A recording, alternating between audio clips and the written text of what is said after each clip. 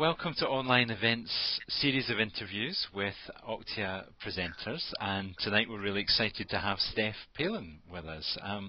Steph, you were one of the presenters last year. How did you enjoy the experience? I really did enjoy it. It was so exciting to be part of the first conference that OCTIA has done, and both the in-person audience and the online audience were so interested and involved. There were lots of questions. It was just a really worthwhile experience. I enjoyed it enormously, and the problem is that I just wanted to carry on talking. People were so interested in what I was doing.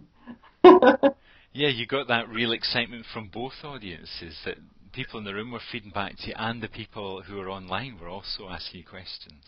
That's right, yes. So the questions coming in, and I know that different presenters had different views about whether we should have had the online chat room questions coming up on the wall, but I thought it was really good. I could watch, that conversation coming in and those questions coming in at the same time as presenting it. I really had a sense that there was an audience out there, as well as the one in front of me. Yeah. And the whole conference experience, the dinner we had in the evening, and just, chatting to other people who are working online was, I just think, really a really good experience all round. And there's another chance to meet for dinner at Manchester, so you're saying you enjoyed that on the Friday night. That's a good experience if people can come along to the venue as well and meet everyone.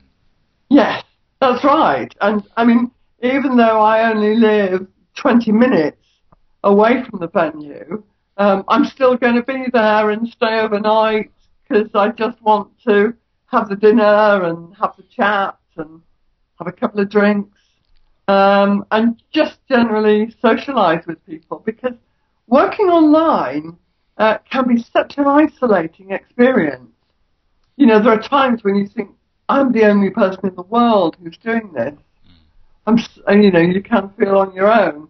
So the opportunity to get together with a group of like-minded people, I just think, is really worth doing. Yeah, it sounds like you're really looking forward to that, and we're looking forward to your presentations at the conference. Maybe you could tell us a bit about them, Steph?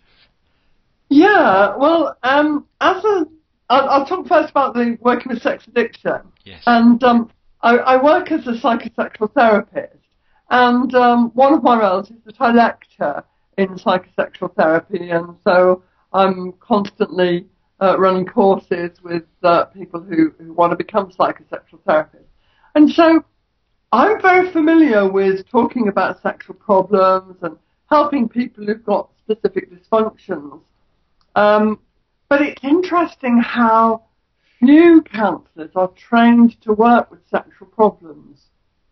And yet I find that working online, that because of the disinhibition effect, people find it easier to write about having a sexual problem than they would to, come to me in my therapy office and talk about it.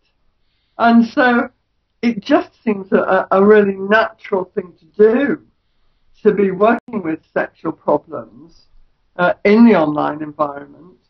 And so I guess I want to encourage people to get the necessary skills and knowledge to be able to do that. And I've also had discussions with colleagues who work in the sex addiction field because one of the things that I think has made sex addiction more prevalent is the ready availability of pornography on the internet. And so I know that some of my colleagues believe that if somebody is addicted to internet pornography, they really shouldn't get help online. But I think, well, if that's their preference, is to get their kicks online, then why not get their therapy online too? You sound like you don't hold to that if people communicate online, then they should do and can do it for their therapy. Yeah. Yeah, absolutely.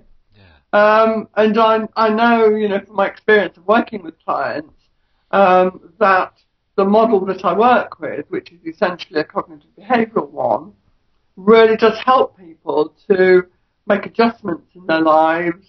And I mean, working with any addiction is about changing a whole lifestyle, and making sense of their need for the addictive behaviour. And I think that working online is a really productive way of doing that. Yeah. And so that's what I'll be presenting. I'll be, looking at why people are reluctant to work with sexual problems and how they might think about doing it. Great, okay, thank you for that. What about your other presentations, Steph? Right, well, I mean, the other presentation is, again, really an extension of the presentation I did last year, because the Relate for Parents, which was the live chat service for parenting issues, which I talked about last year, has now got a new round of funding from the Department for Children, and what we had to present to them was an innovation that didn't have to result in a sustainable service, but there was really something that would help people to deal with their parenting problems, maybe look at their family dynamics and family issues. And so what we came up with was the fact that lots of therapists work with sculpting in the room, face to face.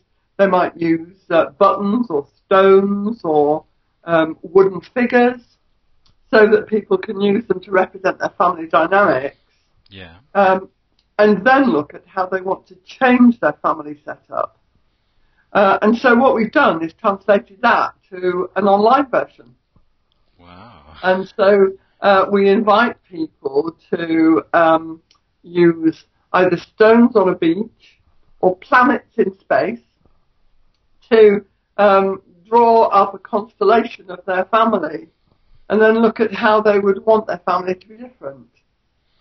And I mean, generally speaking, there's quite a lot of research in the face-to-face mode of the family sculpting that says that in asking people how they want to change their family, generally speaking, they want their family to be closer than it is. Okay. Yeah. And so part of our research is to be looking at whether that move towards greater cohesion, which people say they want face-to-face, is reflected in what people are wanting when they do the same thing online. And we've got, alongside the maps, we call it our family mapping tool, alongside the maps that people are drawing, and it's pretty interactive. There's a virtual counsellor who's asking them questions about the configuration of their family that they've set up. And when the client has done their before and after pictures, then behind the scenes, the platform will pick up key words that they've used, like it might be step parent, it might be difficult relationship, and it will then suggest from our support library materials that would help them with those issues.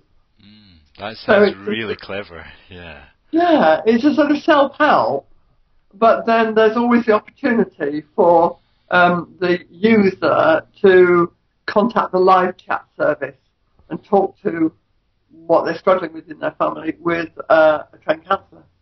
Wow, so that's a lot of support people are getting from the platform, really well integrated in terms of that system, and there's live support if people want that too. That's right, yeah. Thank you very much, Steph, for taking some time tonight to give us an interview, and we really look forward to seeing you in Manchester for your presentations and for those drinks on Friday night. Indeed, yeah, and I'm really looking forward to being there, John.